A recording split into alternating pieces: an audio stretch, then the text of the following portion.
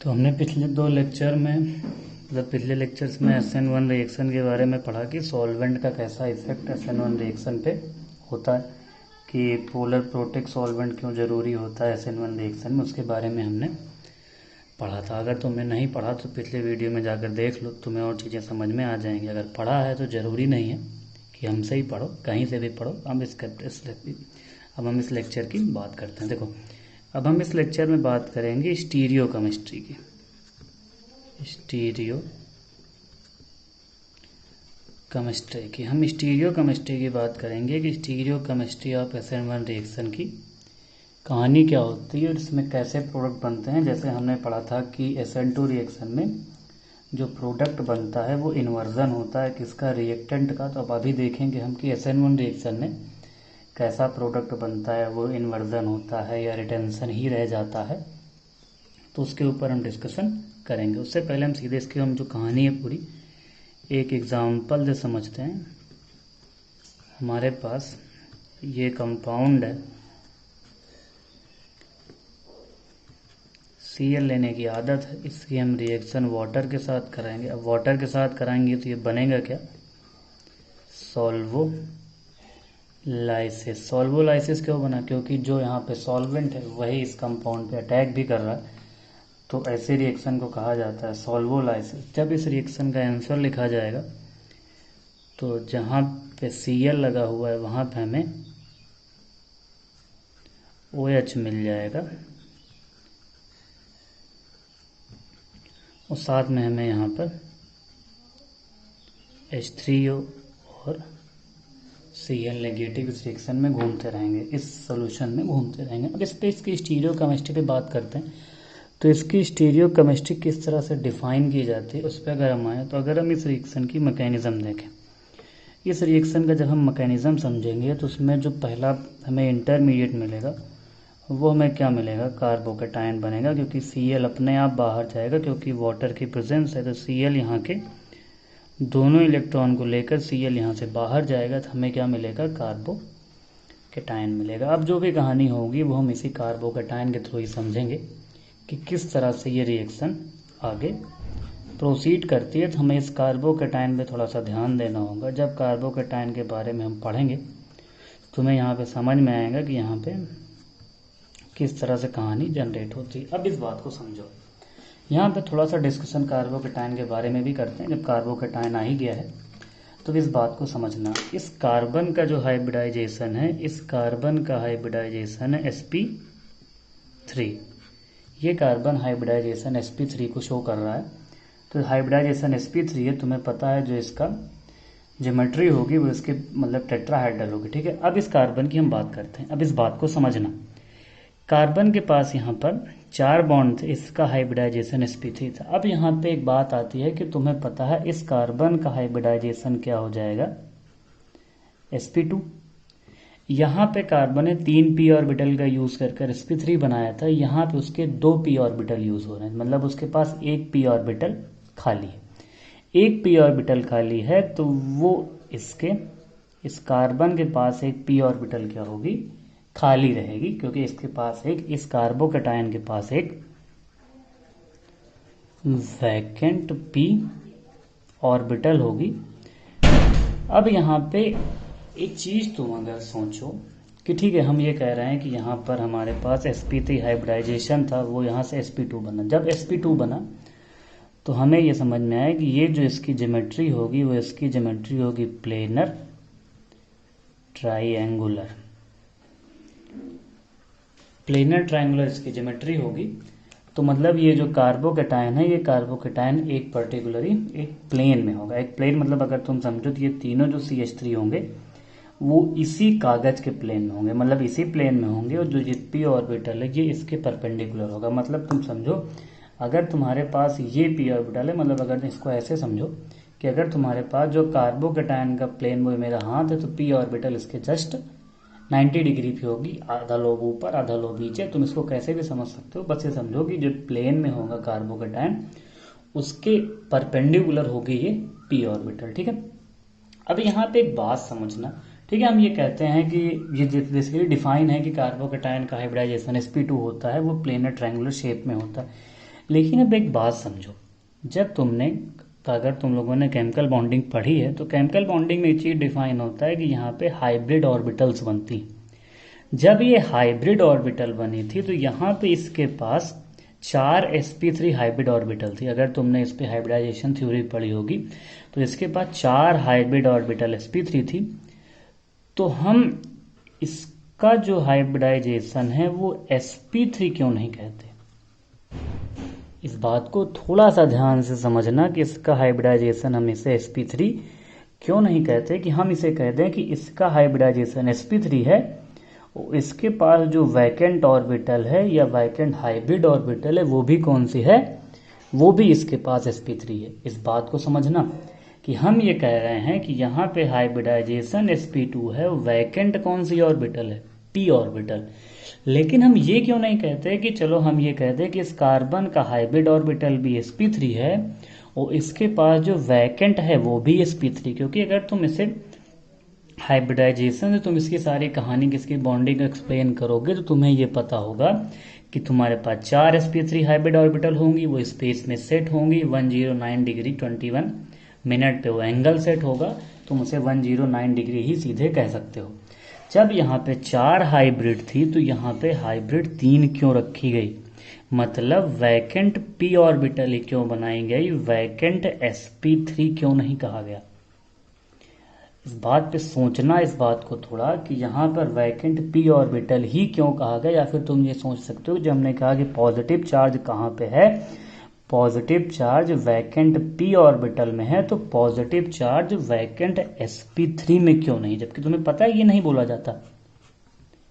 क्या ये पॉसिबिलिटी नहीं हो सकती? अगर ये हो सकती है, हमें यही पढ़ाया जाता है, मतलब ये गलत है। जब ये गलत है तो ये क्यों गलत है, कि हम ये क्यों नहीं बोलते कि हाइब्रिडाइजेशन, क्योंकि इसी कंपाउंड से जब ये Cl बाहर गया तभी तो ये कंपाउंड बना है।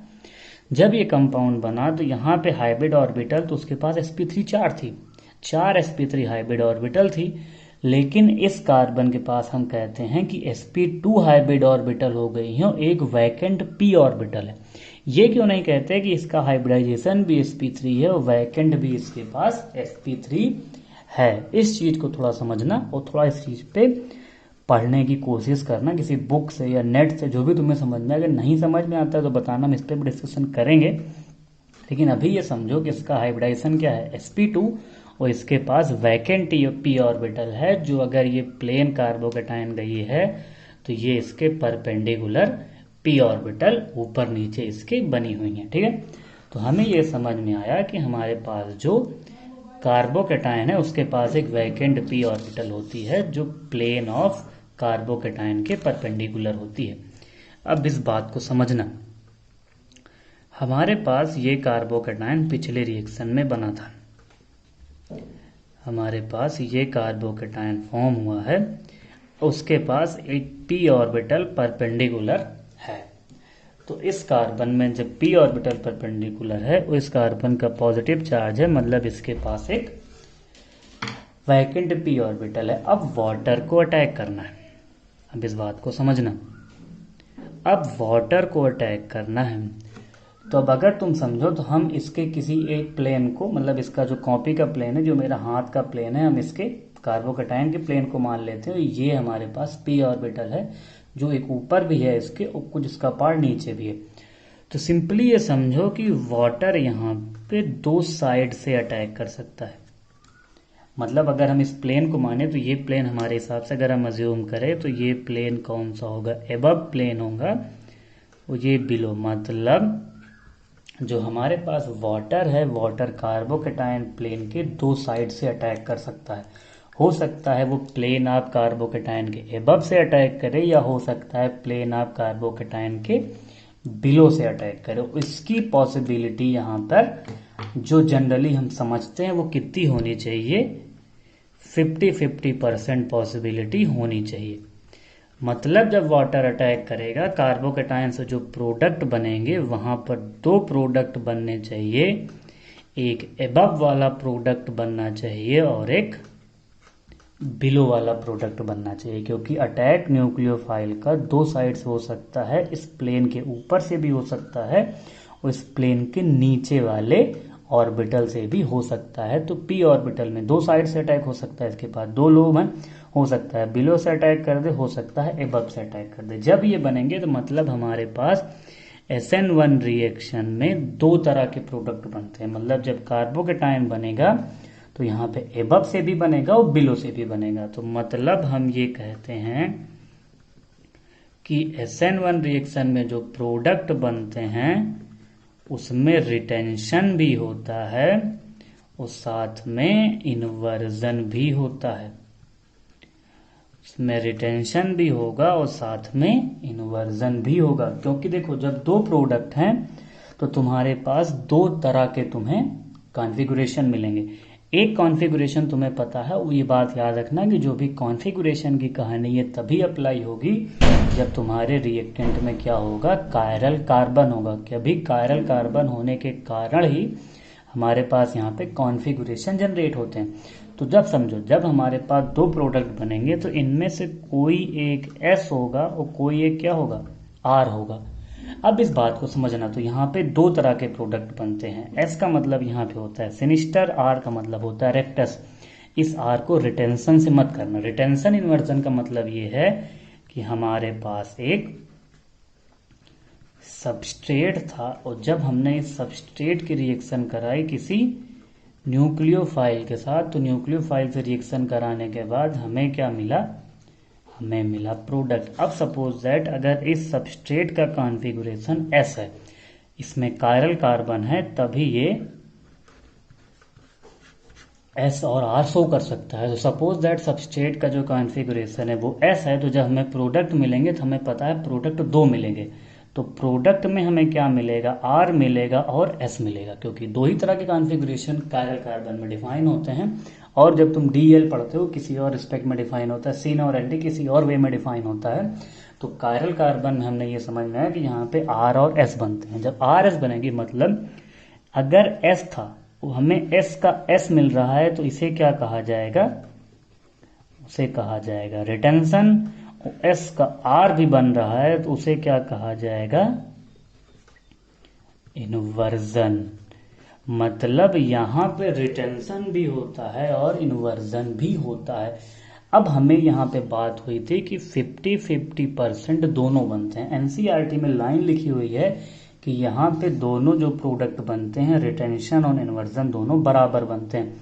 लेकिन याद रखना, अभी हम इस पे डिस्कशन भी करेंगे कि यहाँ पे जो इन्वर्जन बनता है वो मोर देन होता है रिटेंशन से। मतलब दोनों नहीं बनते हैं, इन्वर्जन ज़्यादा होता है रिटेंशन से। अब ये क्यों ज़्यादा होता है इन्वर्जन रिटेंशन से, इस पे भी हम बात करेंगे।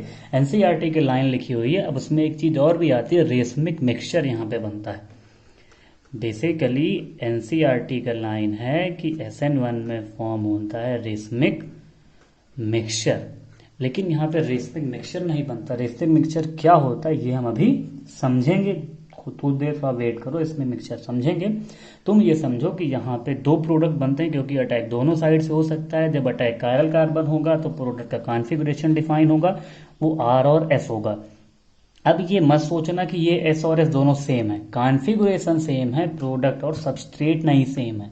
कॉन्फ़िगरेशन अगर इसका S होगा तो S का S क्या हुआ, रिटेंशन, और S का R क्या हुआ, इन्वर्जन। सपोज दैट अगर कॉन्फ़िगरेशन R होता तो भी यहाँ क्या बनते, R बनते, तो यहाँ पर S बनता। तो R का R इस बार क्या हो जाता, रिटेंशन हो जाता। R का R यहाँ पे रिटेंशन होता और R का S यहाँ पे इन्वर्जन होता। तो ये सबसे इम्पॉर्टेंट बात होती है कि यहाँ पर तुम्हारा इसका कॉन्फ़िगरेशन जो भी होगा उसमें एक मिलेगा और एक उसके जैसा मिलेगा, एक उसके अपोजिट मिलेगा। तो यहाँ पे 2 प्रोडक्ट बनते हैं, रिटेंशन भी होता है और इन्वर्जन भी होता है। बार बार कह, रिटेंशन का मतलब R नहीं है, इस R का मतलब रेक्टस है और इस S का मतलब सिनिस्टर है। वो केवल तुम्हें R का R है, तो ये फिनोमिना जो था मतलब R का R ही बना रहा, वो रिटेंशन से हुआ। फिर कहते हैं कि सबस्ट्रेट और प्रोडक्ट दोनों अलग अलग होंगे। ये इंपॉर्टेंट है याद रखना कि ये सबस्ट्रेट मतलब यहाँ पे Cl था, यहाँ पे OH आएगा। अगर हम पिछले एग्जाम्पल की बात करें तो ये दोनों सेम नहीं होंगे, दोनों के कॉन्फ़िगरेशन सेम होंगे। अब हम बात करते हैं कि इन्वर्जन रिटेंशन से ज़्यादा क्यों होता है। अब इस पे अगर हम बात करें कि इन्वर्जन रिटेंशन से क्यों ज़्यादा होगा, तब इस बात को समझो। देखो, जब हम यहाँ पे रिएक्शन लिखेंगे तो हमारे पास जो हमारा सबस्ट्रेट था,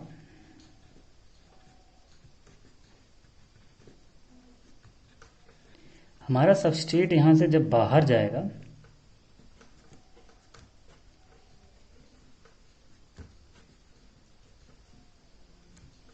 अब यहाँ पे जब सबस्ट्रेट बाहर गया तो यहाँ पे क्या आएगा, पार्शियल पॉजिटिव। जब इस कार्बन पे पार्शियल पॉजिटिव आएगा तो सपोज दैट हम अगर इसकी पी ऑर्बिटल को शो करें, इसके पास एक वैकेंट पी ऑर्बिटल है और सीएल निकला है। अब सीएल तुरंत तो कहीं दूर गया नहीं होगा, तुरंत तो कहीं दूर गया नहीं होगा। जब तुरंत नहीं दूर गया होगा, सपोज दैट सीएल इस साइड से निकला है तो सीएल यहीं पे कहीं आसपास होगा। जब सीएल यहीं पे कहीं आसपास होगा तो न्यूक्लियोफाइल इसके ऊपर अटैक करेगा। अब हमें पता है कि न्यूक्लियोफाइल के पास इलेक्ट्रॉन होता है। जब ये इलेक्ट्रॉन है और इस सीएल के पास भी इलेक्ट्रॉन होंगे। जब इस सीएल के पास इलेक्ट्रॉन है तो अगर न्यूक्लियोफाइल इस साइड से अटैक करेगा जिस साइड से सीएल निकल रहा है, मतलब सीएल इसी साइड से निकल रहा है, उसी साइड से अगर अटैक करेगा तो यहां पे उसको मिलेगा रिपल्शन। उसे क्या मिलेगा, इस न्यूक्लियोफाइल को यहाँ पे मिलेगा रिपल्सन। जिस साइड से सीएल निकला है अगर उसे सेम साइड से अटैक करेगा उसे क्या मिलेगा, रिपल्सन। मतलब यहां से अटैक थोड़ा टफ होगा, मतलब ज़्यादा अच्छे से अटैक नहीं हो पाएगा, क्योंकि न्यूक्लियोफाइल जब इसी साइड से अप्रोच करेगा तो इसे क्या मिलेगा, रिपल्सन। तो न्यूक्लियोफाइल उस साइड से अटैक करेगा जिस साइड से सीएल नहीं निकला होगा। मतलब यहाँ पे सीएल के निकलने के सेम साइड से अटैक कर रहे हैं, वो यहाँ पे सीएल के निकलने से अपोजिट साइड पे अटैक हो रहा है। तो अपोजिट साइड का जो अटैक होगा वो क्या होगा, वो अटैक इजी होगा। जब ये इजी अटैक होगा तो हमें पता है कि न्यूक्लियोफाइल कहाँ से अटैक करना चाहेगा, जिस साइड से अटैक इजी होगा। तो जब अटैक इजी होगा, अब देखो जहाँ से सीएल निकल रहा है, जो रिटेंशन इन्वर्जन डिफाइन होता है वो हमें लीविंग ग्रुप के रिस्पेक्ट में डिफाइन करने पड़ते हैं। तो लीविंग ग्रुप के सेम साइड से जब अटैक होगा तो यहाँ पे क्या होना था, रिटेंशन होना था, यहाँ पे क्या होना था, इन्वर्जन होना था। तो ये रिटेंशन इन्वर्जन हमारे पास, सीएल के रिटेंशन इस साइड से अटैक करना टफ है, तो ये अटैक बहुत अच्छा नहीं होगा। लेकिन ये वाला अटैक बहुत अच्छा होगा। तो ज़्यादा अच्छा अटैक कहाँ होना चाहेगा, जिस साइड से लीविंग ग्रुप निकला है उसके अपोजिट साइड से, क्योंकि सीएल तुरंत तो बहुत बहुत दूर चला नहीं गया होगा। अभी इसको और डिटेल में भी समझेंगे। सीएल यहाँ से बहुत ज़्यादा दूर नहीं गया होगा। जब ये बहुत ज़्यादा दूर नहीं गया होगा तो किसी एक साइड पे सीएल रहा होगा, ऐसा नहीं कि सीएल बहुत ज़्यादा दूर चला जाएगा। तो ऑर्बिटल के आसपास ही सीएल कहीं घूम रहा होगा। जब सीएल आसपास घूम रहा होगा तो हमें समझ में आया कि अपोजिट से अटैक ज़्यादा अच्छा होगा। तो मतलब इन्वर्जन जो होता है वो ज़्यादा इजी होगा। जब इन्वर्जन ज़्यादा इजी होगा तो प्रोडक्ट भी हमारे पास इन्वर्जन का ज़्यादा बनेगा। ये नीट 2013 में क्वेश्चन भी आया था इसी पॉइंट पे कि इन्वर्जन ज़्यादा बनता है कि रिटेंशन ज़्यादा बनता है। तो तुम इसको समझ सकते हो कि सीएल अगर किसी साइड होगा तो जिस साइड से सीएल निकला उस साइड अटैक करने में आसानी नहीं होगी। जब उस साइड अटैक करने में आसानी नहीं होगी तो हम उस साइड से अटैक करना प्रेफर करेंगे जिस साइड पे अटैक करना आसान हो। और आसान उस साइड होगा जिस साइड से सीएल नहीं निकला है।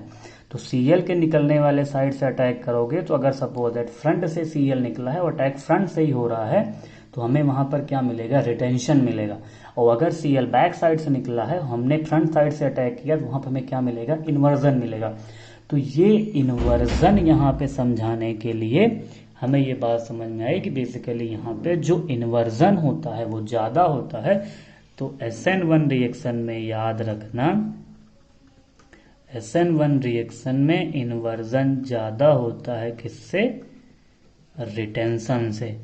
तो ये सबसे इंपॉर्टेंट पॉइंट होता है कि हम जनरली कहते हैं कि रेस में मिक्सचर बनता है, लेकिन ये पॉइंट याद रखना कि इन्वर्जन वहाँ पे ज़्यादा होगा किससे, रिटेंशन से। अब क्या दोनों बराबर कभी बनेंगे ही नहीं, अब इस बात को समझो, दोनों बराबर बनते भी हैं, कैसे बनते वो भी हम बात करेंगे। तो अब हम एक बात को समझते हैं। देखो इस बात को समझो कि तुम्हें जब तुम लाइन पढ़ोगे कहीं तो तुम्हें लिखा होगा कि यहाँ पे फॉर्म होता है रेसमिक मिक्सचर।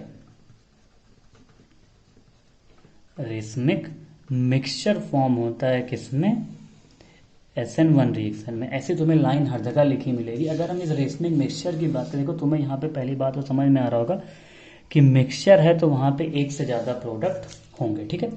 अब हमें पता है कि जब सोल्यूशन है तो सोल्यूशन में हमें दो प्रोडक्ट मिले हैं। सोल्यूशन में हमें SN1 का जो सोल्यूशन मिलता है प्रोडक्ट, उसमें दो प्रोडक्ट मिलते हैं।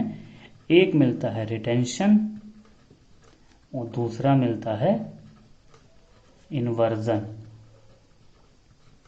अब एक बात को समझो, अब हमारे पास ऑप्टिकल एक्टिविटी को चेक करने के लिए एक तरीका होता है। ऑप्टिकल एक्टिविटी क्या होता है, अगर तुम स्टीरियो आइसोमेरिज्म पढ़ा होगा तुमने +1 में, तो ऑप्टिकल एक्टिविटी का मतलब ये होता है कि कोई कंपाउंड ऑप्टिकली एक्टिव है, उसे कैसे चेक किया जाता है। ऑप्टिकली एक्टिव कंपाउंड को चेक करने के लिए हमारे पास प्लेन पोलराइज्ड लाइट होती है। एक नॉर्मल सी लाइट को अगर हम, एक प्रिज्म होता है निकोल प्रिज्म, एक नॉर्मल सी लाइट, सिंपली अगर तुम उसे समझो, एक नॉर्मल सी लाइट का जो सोर्स होता है वो कुछ ऐसे शो करते हैं। अगर तुम इसके बारे में डिटेल में पढ़ना चाहो तो फिजिक्स में इसके बारे में तुम पढ़ोगे, जब तुम पोलराइजेशन के बारे में पढ़ोगे। तो अगर तुम इसे निकोल प्रिज्म से गुजारोगे, हमारे पास कौन सा प्रिज्म है, निकोल प्रिज्म, इसकी स्पेलिंग देख लेना क्या होती है। तो जो इसका पूरा ये वाइब्रेशंस हैं, ये इसकी किसी एक डायरेक्शन में डिफाइन हो जाती हैं। अब ये वाइब्रेशन क्या है, या फिर तुम उसे लाइट सोर्स कह सकते हो। तो ये लाइट सोर्स जो होती है किसी एक डायरेक्शन में ये डिफाइन हो जाती है। तो ये हमारे पास नॉर्मल लाइट होती है, नॉर्मल लाइट सोर्स होती है, ये PPL होती है, प्लेन पोलराइज्ड लाइट में। अब हमने PPL को अगर किसी भी कंपाउंड के, मतलब किसी भी कंपाउंड के अगर हमें ऑप्टिकल एक्टिविटी चेक करनी है, तो अगर हम PPL को उस कंपाउंड के घोल में से गुजारेंगे, तो जिस भी हमें कंपाउंड के बारे में चेक करना है, तो अगर हम PPL गुजारेंगे, अगर वो कंपाउंड ऑप्टिकली एक्टिव होगा तो ये PPL अपने कुछ एंगल से रोटेट हो जाती है। PPL क्या हो जाती है, कुछ एंगल से रोटेट हो जाती है। अब किसी भी डायरेक्शन में हो सकती है, क्लॉकवाइज में हो सकती है, एंटी क्लॉकवाइज में हो सकती है, उसमें डेक्स्ट्रो रोटेटरी, लेवो रोटेटरी डिफाइन होते हैं। तो हम जब इस पे ज़्यादा डिटेल में बातें नहीं करेंगे, आइसोमेरिज्म हम धीरे धीरे पढ़ेंगे भी, उसमें हम इसके बारे में बातें करेंगे।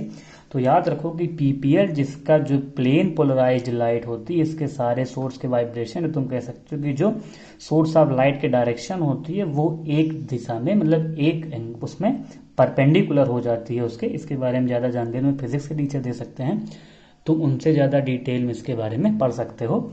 तो फिजिक्स के बारे में पूछना, तुम्हें ज़्यादा अच्छे से बताएंगे PPL क्या होती है, PPL कैसे बनती है, निकोल प्रिज्म क्या होता है, पोलराइजेशन क्या होता है।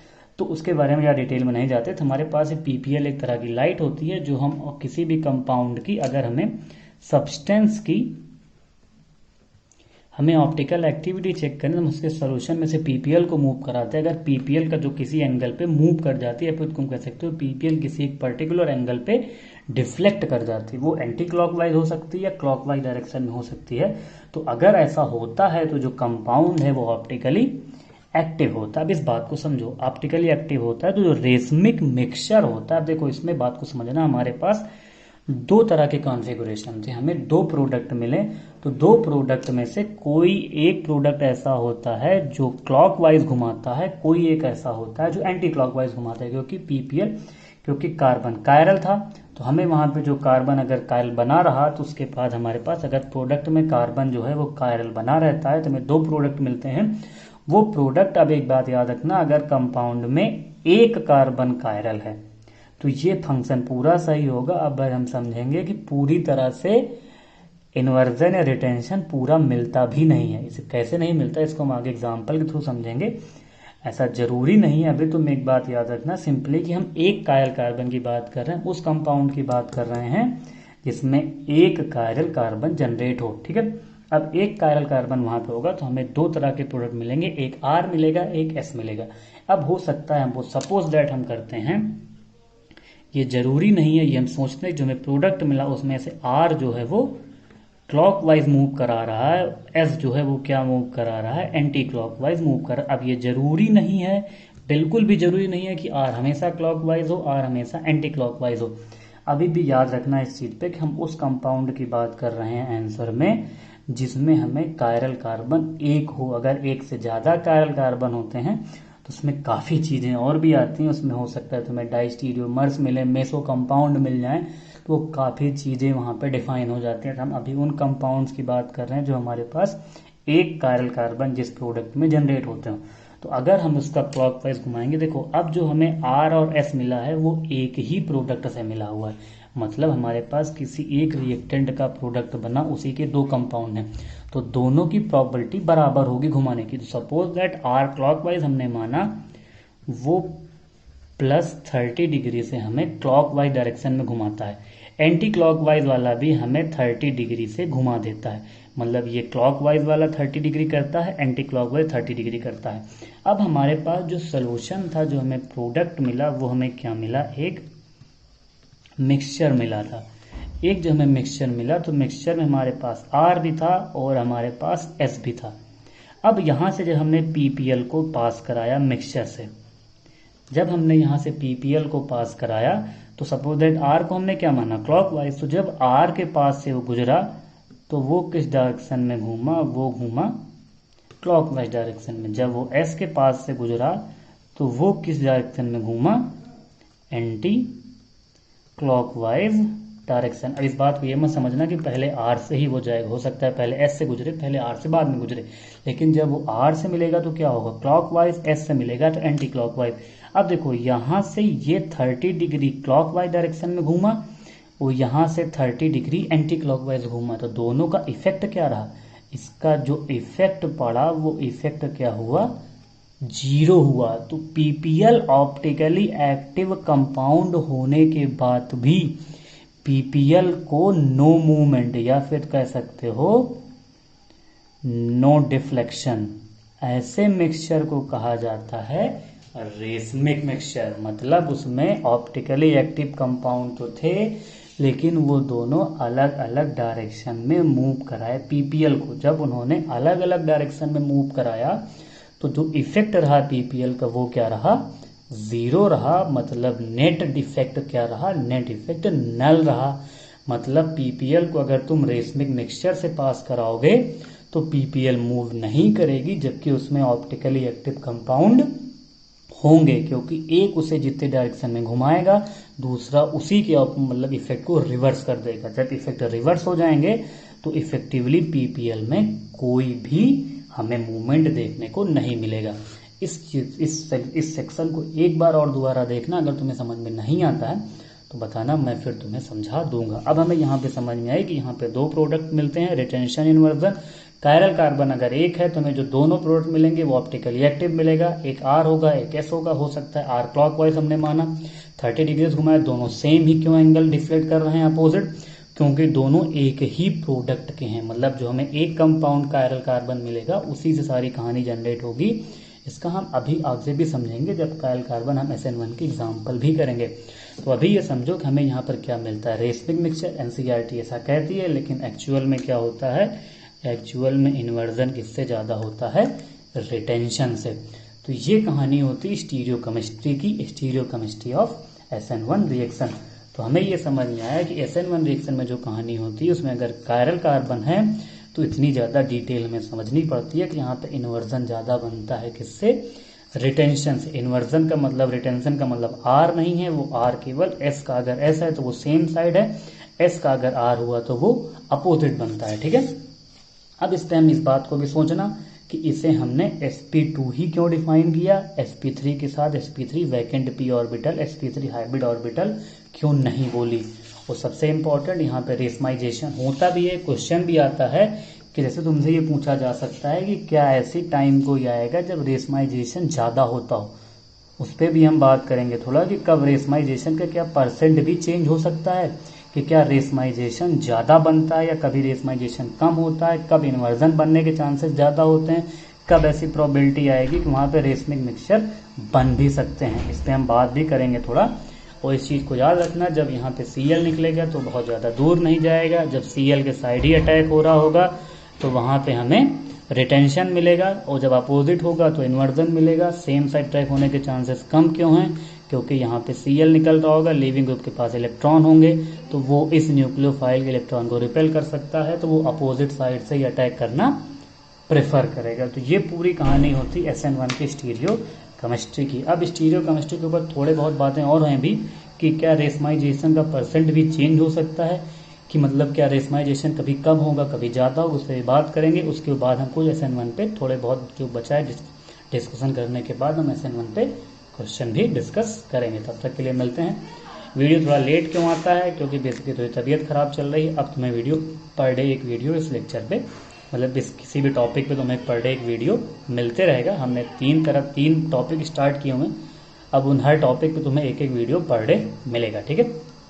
तो मिलते हैं फिर अगले लेक्चर में, तब तक के लिए जय हिंद जय भारत।